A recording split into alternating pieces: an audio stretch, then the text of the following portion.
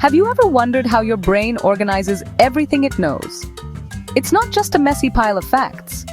No, your brain is an amazing organizer. It uses special mental frameworks called schemas. Think of a schema as a filing cabinet in your mind.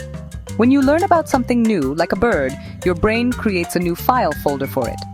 Inside this folder, it starts collecting all the important information. This isn't just about memorizing words, it's about building a mental model, a real concept that you can use and understand. It's a foundational process for all learning. Let's consider how this works from the very beginning. Imagine a small child seeing a sparrow in their backyard. Their brain creates a bird schema. The first pieces of information go in. It's small, it has feathers, it has wings, and it can fly. The schema is pretty simple at this stage, but it's a start. It's a basic blueprint. Every new thing they learn will be compared to this initial blueprint. This process of creating and adding to mental files is happening all the time for everything we learn, from bicycles to black holes. Now what happens next? The child sees a robin. Their brain quickly accesses the bird file. Does this new creature fit? Well, it has feathers and wings, and it flies. Yes, so the brain adds can be reddish-brown to the schema. Then they see a big honking goose. It's much larger than the sparrow, but it still has wings and feathers. The brain updates the file again.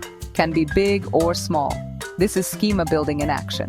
It's a dynamic, ever-changing process of sorting, categorizing, and connecting new experiences to what we already know. This mental filing system is incredibly important. Without schemas, every new piece of information would feel completely random and disconnected. It would be like trying to find a specific paper in a room where every document is just thrown on the floor. You'd have to search through everything, every single time. Schemas provide structure. They create mental shortcuts that allow your brain to process the world efficiently. They are the very architecture of understanding, letting us make sense of the vast, complex world around us. Consider this. So, we know our brains build these cool mental files, but what's the best way to fill them up? You could learn from just one source.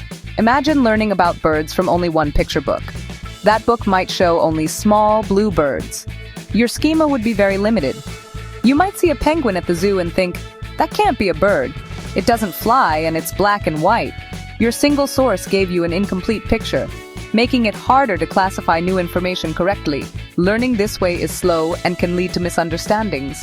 Now let's try something different. This is called syntopic learning. Syn means together, and topic means, well, topic. It's the idea of learning about one topic from many different sources all at once. Instead of just one picture book, the child now watches a nature documentary, reads a science article for kids, and visits an aviary. The documentary shows penguins swimming.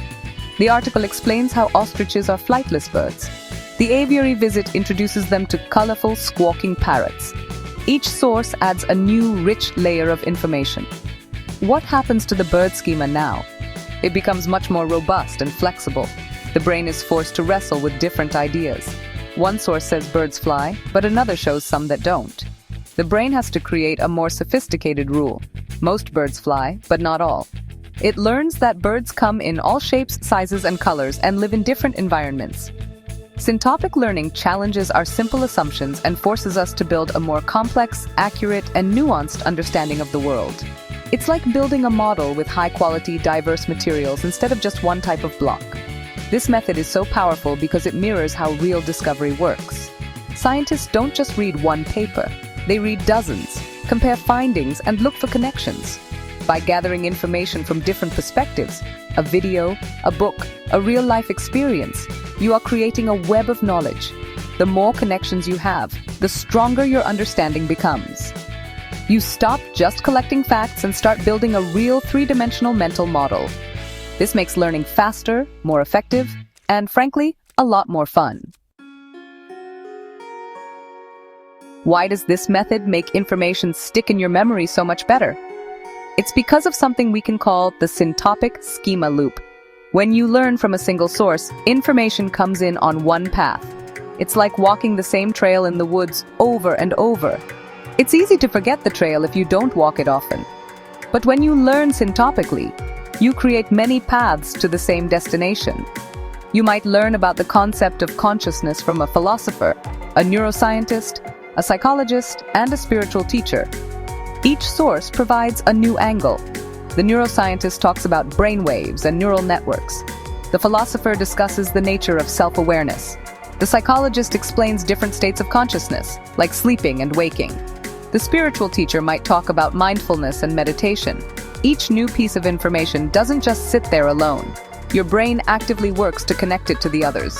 Oh, it thinks. The neuroscientist's gamma waves might be related to the meditator's feeling of deep focus. These connections are what make memory strong. This process makes future learning easier too. Once you have a strong, well-connected schema, it acts like a magnet for new information. When you encounter another new idea about consciousness, your brain doesn't have to start from scratch. It already has a detailed mental framework, a sturdy scaffold, to attach the new fact to. The new information clicks into place because a space has already been prepared for it. This is why experts in a field can learn new things about their subject so quickly. Their existing schemas are vast and deeply interconnected. So the Syntopic schema loop is simple.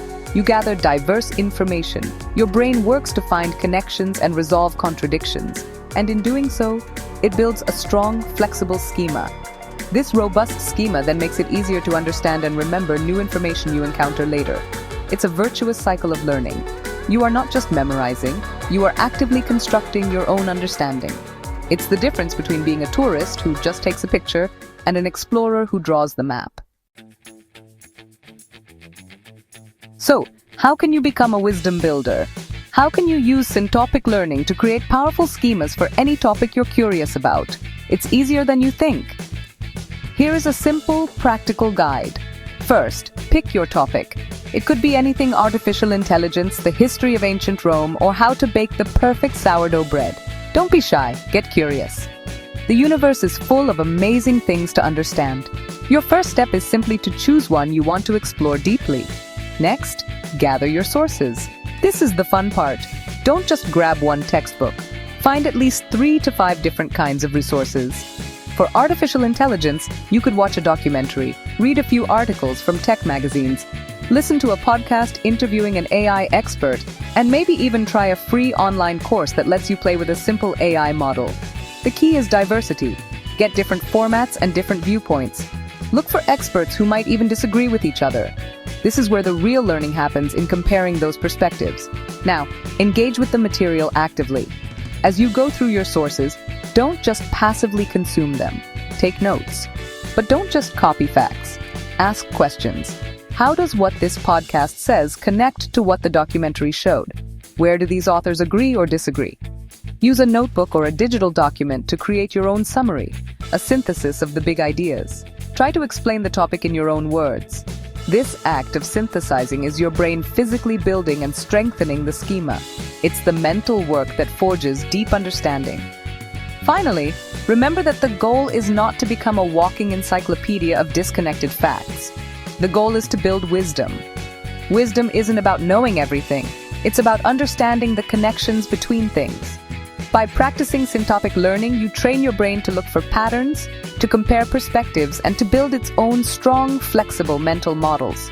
You stop being a passive collector of information and become an active architect of your own knowledge.